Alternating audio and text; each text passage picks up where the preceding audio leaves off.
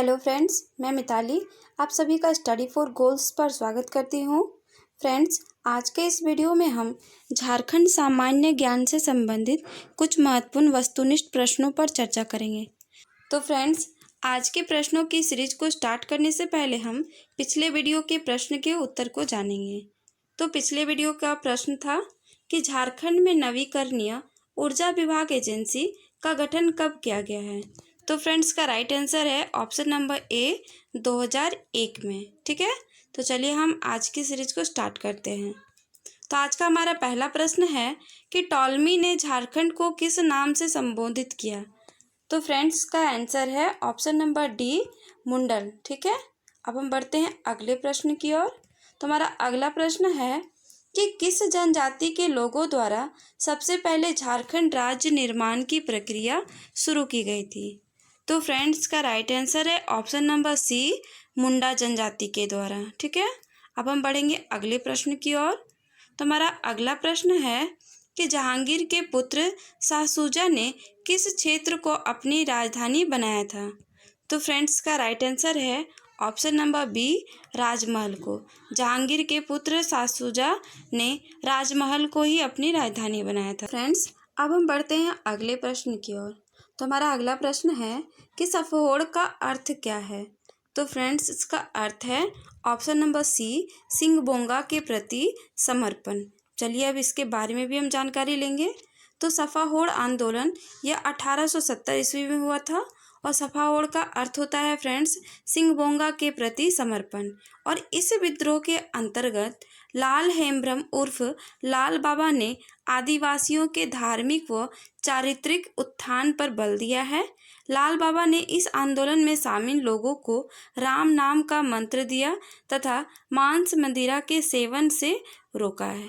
और इस आंदोलन के दौरान लाल बाबा ने संथाल परगना में देशोद्धारक दल की स्थापना की थी।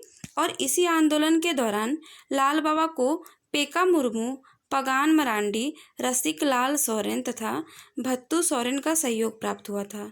और बंगम मांझी भी इस विद्रोह के एक प्रमुख नेता थे। तो फ्रेंड्स, अब हम बढ़ते हैं अगले प्रश्न की ओर। तो हमारा अगला प्रश्न है कि किस अंग्रेज अधिकारी के आदेश पर ठाकुर विश्वनाथ सहदेव तथा गणपत राय को फांसी दी गई थी। तो फ्रेंड्स, का राइट आंसर है option number B captain Dalton ने। ठीक है, अब हम बढ़ते हैं अगले प्रश्न की ओर। तो हमारा अगला प्रश्न है कि उग्र राष्ट्रवाद के दौर में झारखंड में निम्नलिखित में से कौन सा क्षेत्र क्रांतिकारी गतिविधियों का केंद्र था। तो फ्रेंड्स, का राइट आंसर है ऑप्शन नंबर सी देवघर। ठीक है, अब इसके बारे में हम जानेंगे। तो देवघर उग्र राष्ट्रवाद के दौर में झारखंड के क्रांतिकारी गतिविधियों का प्रमुख केंद्र देवघर था। और देवघर में ही सिलेरबाड़ी नामक मकान में 1908 में अलीमपुर बम कांड से जुड़े कई बंगाली क्रांतिकारी छुपकर रहते थे तथा इस मकान का प्रयोग बम बनाने एवं प्रशिक्षण हेतु किया जाता था। 1915 ईस्वी में देवघर के सिलेरबाड़ी नामक मकान में बम बनाने की सामग्री भी प्राप्त की गई थी। ठीक है, अब हम बढ़ेंगे अगले प्रश्न की ओर। तो हमारा अगला प्रश्न है कि चंपारण आंदोलन की रूपरेखा झारखंड के किस स्थान पर तैयार की गई थी। तो फ्रेंड्स, का राइट आंसर है ऑप्शन नंबर बी रांची में। अब हम बढ़ेंगे अगले प्रश्न की ओर। तो हमारा अगला प्रश्न है कि कस्तूरबा गांधी तथा देवदास गांधी किस तिथि को रांची आए थे। तो फ्रेंड्स, इसका राइट आंसर है ऑप्शन नंबर बी 4 जून 1917 को। अब हम बढ़ेंगे अगले प्रश्न की ओर। तो हमारा अगला प्रश्न है कि झारखंड राज्य में असहयोग आंदोलन की शुरुआत कब हुई थी। तो फ्रेंड्स, का राइट आंसर है ऑप्शन नंबर सी 1920 ईस्वी में। अब इसके बारे में भी हम जानकारी लेंगे। तो 1920 में ही झारखंड में भी असहयोग आंदोलन प्रारंभ हुआ था। और असहयोग आंदोलन के समय गांधी जी झारखंड आए थे। इनके साथ मोतीलाल नेहरू, डॉक्टर राजेंद्र प्रसाद, मजहरुल हक आदि प्रमुख राष्ट्रीय नेताओं ने भी झारखंड की यात्रा की थी तथा विभिन्न स्थानों पर सभाओं को संबोधित किया था। फिर 1921 ईस्वी में इस आंदोलन में टाना यानी ताना भक्तों ने भी उल्लेखनीय योगदान दिया था, जिसकी गांधी जी द्वारा कोटि कोटि प्रशंसा की थी, यानी इनके बारे में गांधी जी के द्वारा बहुत प्रशंसा की गई थी। इस दौरान ताना भक्तों ने ब्रिटिश सरकार को कर देना बंद कर दिया था, जिसके बाद उनकी ज़मीनें नीलाम कर दी गई थी। और फिर पहाड़िया जनजाति ने भी इस आंदोलन में बढ़ चढ़ कर हिस्सा लिया था और इनका नेतृत्व यानी पहाड़िया जनजातियों का नेतृत्व जबरा पहाड़िया ने किया था। ठीक है फ्रेंड्स, अब हम बढ़ेंगे अगले प्रश्न की ओर। तो हमारा अगला प्रश्न है कि झारखंड सरकार की आधिकारिक वेबसाइट के मुताबिक सिंहभूम के किस क्षेत्र में हेमेटाइट का अधिकतम भंडार है? तो फ्रेंड्स का राइट आंसर है ऑप्शन नंबर सी, चिरिया में। ठीक है, तो फ्रेंड्स आगे के प्रश्नों को देखने से पहले मैं आप लोगों को बता दूं कि टीम स्टडी फॉर गोल्स के द्वारा आपकी तैयारी को बेहतर बनाने एवं कंटिन्यूटी प्रदान करने हेतु पेड व्हाट्सएप ग्रुप की शुरुआत की गई है और इस ग्रुप से सिलेबस के अनुसार प्रतिदिन कंटेंट उपलब्ध करवाए जा रहे हैं। साथ ही जेपीएससी एवं जेएसएससी सीजीएल को ध्यान में रखते हुए प्रतिदिन आप लोगों को कुछ महत्वपूर्ण कंटेंट प्रोवाइड करा दिए जाते हैं और साथ में प्रैक्टिस सेट भी आप लोगों को दिए जा रहे हैं। तो आप बेहिचक जुड़े इस ग्रुप से फ्रेंड्स, और इस ग्रुप से जुड़ने के लिए आपको स्क्रीन पर दिख रहे नंबर पर 99 रुपीज़ का पेमेंट करें, फ़ोनपे, गूगल पे, अमेज़ॉन पे या पेटीएम के माध्यम से। जिस दिन आप पेमेंट करते हैं ना फ्रेंड्स, उस दिन से आगामी 6 माह के लिए आपको ग्रुप की सदस्यता दी जाती है।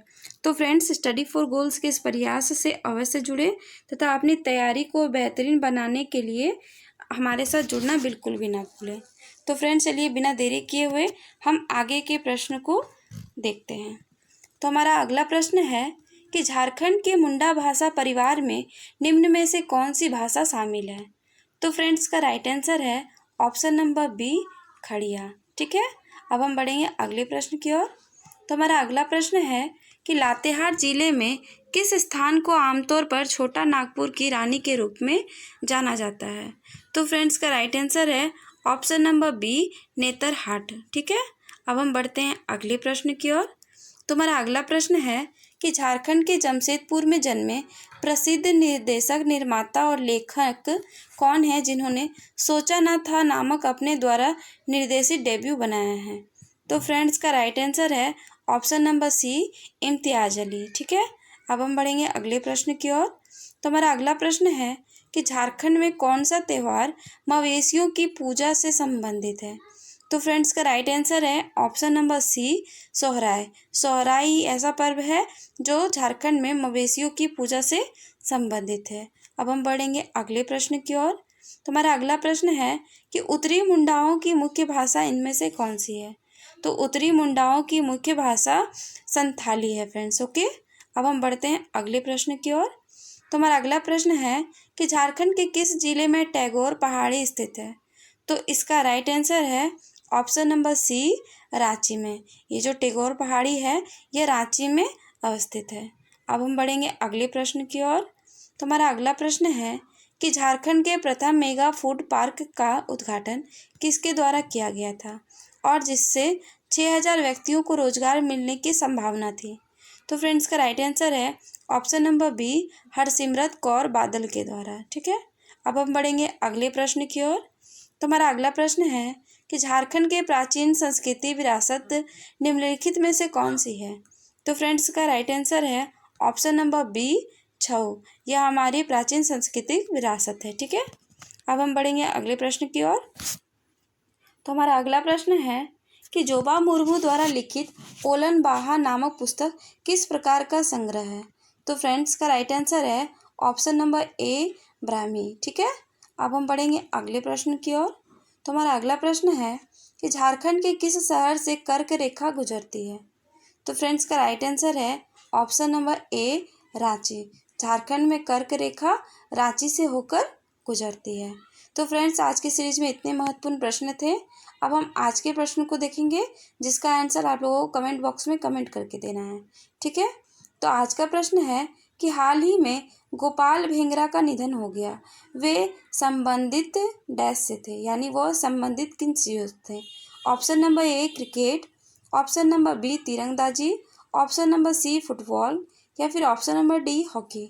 तो फ्रेंड्स का आंसर आप लोगों को कमेंट बॉक्स में कमेंट करके देना है। डियर फ्रेंड्स, यदि आप आगामी जेपीएससी एवं जेएसएससी के द्वारा लिए जाने वाले एग्ज़ाम में सिलेक्शन चाहते हैं तो आप स्टेप बाय स्टेप सिस्टमैटिक एवं कंटिन्यूअस प्रिपरेशन के लिए आप हमारे व्हाट्सएप ग्रुप से ज़रूर जुड़ें, ठीक है। और फ्रेंड्स, यदि आपको हमारे वीडियोस हेल्पफुल लग रहे हो तो वीडियोस को लाइक करें और ज़्यादा से ज़्यादा अपने दोस्तों के साथ शेयर करें। तो फ्रेंड्स, मैं फिर मिलूँगी किसी अन्य वीडियो के साथ। तब तक के लिए जय हिंद, जय झारखंड।